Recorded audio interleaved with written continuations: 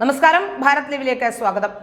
ശശി തരൂരിന്റെ ചില സംവാദങ്ങൾ, ശശി തരൂരിന്റെ പ്രസംഗങ്ങളിലെ ചില ഭാഗങ്ങളൊക്കെ ശശി തരൂരിന് തന്നെ വിനയായി മാറുകയാണ്. ശശി തരൂരിനെ സംബന്ധിച്ചിടത്തോളം ശശി തരൂർ തന്നെ പറയുന്നുണ്ട്, പാർലമെന്റിൽ ഞാൻ പോയാൽ പറയുന്നതിന് പരിധിയുണ്ട് എന്ന് പറഞ്ഞ ആ വാചകം പോലും BJP-ക്കാർ കൃത്യമായ ആയുധമാക്കിയെടുത്തു. പാർലമെന്റിൽ ചോദ്യം ഉന്നയിക്കുന്ന കാര്യത്തിൽ ആ ചോദ്യം ആരാണ് ഉന്നയിക്കുന്നത് എന്ന തരത്തിലുള്ള ആ ശബ്ദമായിരിക്കണം മുഴുവൻ കേൾക്കേണ്ടതെന്ന് പറഞ്ഞുകൊണ്ട് ശശി തരൂർ പറയുന്ന ഒരു വീഡിയോയും അതിനുശേഷം രാജീവ് ചന്ദ്രശേഖറിന്റെ വീഡിയോയും ഒക്കെ ഇറങ്ങി. ഇപ്പോൾ അതുമായി ബന്ധപ്പെട്ട് ഒരു പോസ്റ്റർ ഇപ്പോൾ സമൂഹ മാധ്യമങ്ങളിൽ പ്രത്യക്ഷപ്പെട്ടിട്ടുണ്ട്.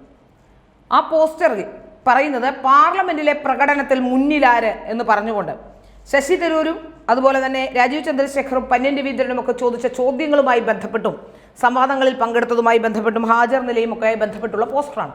ആ പോസ്റ്ററിൽ പറയുന്നത് ശശി തരൂർ കഴിഞ്ഞ 2009 മുതൽ 2024 വരെയുള്ള കാലഘട്ടത്തിൽ 601 ചോദ്യങ്ങൾ ചോദിച്ചു എന്നാണ്. അങ്ങനെ നോക്കുമ്പോൾ 2006 മുതൽ 2024 വരെ ഉള്ള കാലഘട്ടത്തിൽ 404 ചോദ്യമാണ് രാജീവ് ചന്ദ്രശേഖർ ചോദിച്ചത്. അതുപോലെ തന്നെ നോക്കിയാൽ 2005 മുതൽ 2009 വരെയുള്ള കാലഘട്ടത്തിൽ 138 ചോദ്യം പന്ന്യൻ രവീന്ദ്രൻ ചോദിച്ചു. 3 ടൈം MP ആയിരുന്ന ആളാണ് ശശി തരൂർ. അവിടെയാണ് ശശി തരൂർ 601 ചോദ്യം ചോദിച്ചപ്പോൾ 404 ചോദ്യങ്ങൾ മാത്രമേ രാജീവ് ചന്ദ്രശേഖർ ചോദിച്ചുള്ളൂ എന്ന് വരുത്തി തീർക്കാനും അവിടെ എന്തോ പരാജയമാണ് രാജീവ് ചന്ദ്രശേഖർ എന്ന് വരുത്താനുമായിരിക്കും ഇത് ചെയ്തത്. പന്ന്യന്റെ കാര്യമാണെങ്കിൽ 1 ടൈം മാത്രമാണ് പന്ന്യൻ രവീന്ദ്രൻ അവിടെ പാർലമെന്റിൽ MP ആയി ഉണ്ടായിരുന്നു. ആ കാലഘട്ടത്തിൽ അദ്ദേഹം 138 ചോദ്യം ചോദിച്ചു. ഇവിടെ പ്രസക്തമായ വിഷയം കഴിഞ്ഞ 2.5 വർഷമായി രാജീവ് ചന്ദ്രശേഖർ കേന്ദ്രമന്ത്രിയാണ് എന്നുള്ളതാണ്. ഇവിടെ 601 ചോദ്യങ്ങൾ ചോദിച്ചു ശശി തരൂരെന്നും 404 ചോദ്യങ്ങൾ മാത്രമേ രാജീവ് ചന്ദ്രശേഖർ ചോദിച്ചു എന്ന് പറയുമ്പോൾ നമ്മൾ സാധാരണഗതിയിൽ സാധാരണക്കാരായ ജനങ്ങൾ ആദ്യം ഇതെടുത്തു വെച്ച് നോക്കുമ്പോൾ ഇത്രയും കുറച്ച് ചോദ്യങ്ങളെ രാജീവ് ചന്ദ്രശേഖർ ചോദിച്ചുള്ളൂ എന്ന് തോന്നും. എന്നാൽ മനസ്സിലാക്കേണ്ട മറ്റൊരു പ്രധാനപ്പെട്ട കാര്യമുണ്ട്. കഴിഞ്ഞ 2.5 വർഷമായി രാജീവ് ചന്ദ്രശേഖർ മന്ത്രിയാണ്. മന്ത്രിക്ക് ചോദ്യങ്ങൾ ചോദിക്കാൻ കഴിയില്ല. മന്ത്രി ഉത്തരം പറയേണ്ട ആളാണ്. MP-മാർക്ക് മാത്രമേ ചോദ്യം ചോദിക്കാൻ കഴിയുള്ളൂ. അതുകൊണ്ട് തന്നെ കഴിഞ്ഞ 2.5 വർഷമായി ഒരു ചോദ്യവും പാർലമെന്റിൽ ഉന്നയിക്കാൻ അദ്ദേഹത്തിന് കഴിയില്ല. അവിടെയാണ് പ്രകടമായ കുറവ് വന്നിരിക്കുന്നത്. സാധാരണക്കാരനെ തെറ്റിദ്ധരിപ്പിക്കാൻ ഈ പോസ്റ്റർ മതിയാകും. പക്ഷേ ബുദ്ധിയുള്ളവരെയും ഈ സംവിധാനവുമായി ബന്ധപ്പെട്ട് പ്രവർത്തിക്കുന്നവരെയും ഇതിനെക്കുറിച്ച് അറിയാവുന്നവരെയും അങ്ങനെയുള്ളവരെ പറ്റിക്കാൻ എളുപ്പമല്ല. അത് തന്നെയാണ് ഈ പോസ്റ്ററിൽ നമുക്ക് ബോധ്യപ്പെടുന്നത്. യഥാർത്ഥത്തിൽ ഇത്തരത്തിലുള്ള നറേറ്റീവുകളാണ് പലപ്പോഴും ഈ സോഷ്യൽ മീഡിയ വഴി സർക്കുലേറ്റ് ചെയ്യപ്പെടുന്നത്. സോഷ്യൽ മീഡിയ എല്ലാവരും ഉപയോഗിക്കുന്ന ഒരു പ്ലാറ്റ്ഫോമാണ്. കൂടുതൽ അറിവും വിവരവും ഉള്ളവർ തൊട്ട് താഴെ തട്ടിലുള്ളവർ വരെ ഉപയോഗിക്കുന്ന ഒരു മാധ്യമമാണ്. അതുകൊണ്ട് തന്നെ സാധാരണക്കാരായ ജനങ്ങൾ ഇതിനെക്കുറിച്ച് ചിന്തിക്കില്ല.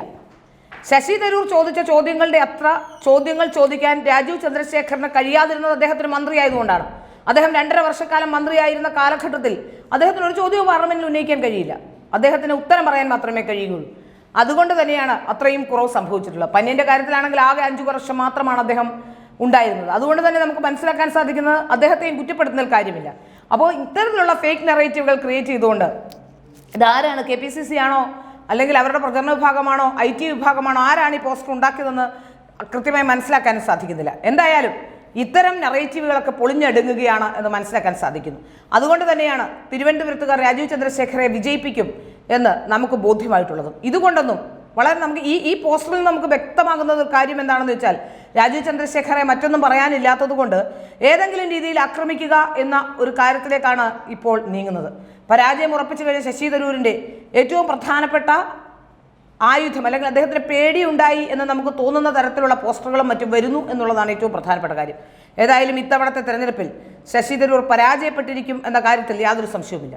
ശശി തരൂർ ഈ തെരഞ്ഞെടുപ്പിൽ പരാജയപ്പെട്ടില്ലെങ്കിൽ തിരുവനന്തപുരത്തുകാരുടെ അവസ്ഥയും ദയനീയമായിരിക്കും. തിരുവനന്തപുരത്തിന്റെ ആവശ്യങ്ങൾ കണ്ടറിഞ്ഞ് പ്രവർത്തിക്കാത്തൊരു MP തിരുവനന്തപുരത്തിന് ആവശ്യമുണ്ടോ എന്നാണ് ജനങ്ങൾ ചിന്തിക്കേണ്ട കാര്യം. അങ്ങനെ ഒരാളെ മതിയെങ്കിൽ നിങ്ങൾ അടുത്ത 5 വർഷത്തേക്ക് കൂടി നിങ്ങൾ നിങ്ങളുടെ തലമുറയോട് കാണിക്കുന്ന നീതികേടാണ്. അടുത്ത 5 വർഷത്തേക്ക് നിങ്ങൾ ജനങ്ങളെ പ്രാപ്തരാക്കേണ്ട രീതിയിലേക്ക് അല്ലെങ്കിൽ നമ്മുടെ കുട്ടികളെ നിരവധി കാര്യങ്ങളിൽ ജോലി അതുപോലെ തന്നെ വിദ്യാഭ്യാസം, ഉന്നത വിദ്യാഭ്യാസം ഈ രംഗങ്ങളിലൊക്കെ പ്രാപ്തരാക്കേണ്ടതുണ്ട്. ആ കാലഘട്ടത്തിൽ നമ്മുടെ സംസ്ഥാനം പിന്നോട്ട് പോകുന്നതും നമ്മുടെ ഓരോ നിയോജക മണ്ഡലങ്ങളും പിറകിലേക്ക് പോകുന്നതും കേരളം തന്നെ പിറകിലോട്ട് പോകുന്നതും നമുക്ക് ആശ്വാസമല്ല. അത് മനസ്സിലാക്കി ഇത്തവണ തെരഞ്ഞെടുപ്പിൽ പ്രതികരിക്കാൻ ജനങ്ങൾ തയ്യാറായിരിക്കുന്നു എന്നുള്ളതാണ് ഏറ്റവും പ്രധാനപ്പെട്ട കാര്യം. അതുകൊണ്ട് തന്നെയാണ് രാജീവ് ചന്ദ്രശേഖർ വിജയിക്കും എന്ന് പറയുന്നതിൻ്റെ അടിസ്ഥാനവും അതുതന്നെയാണ്.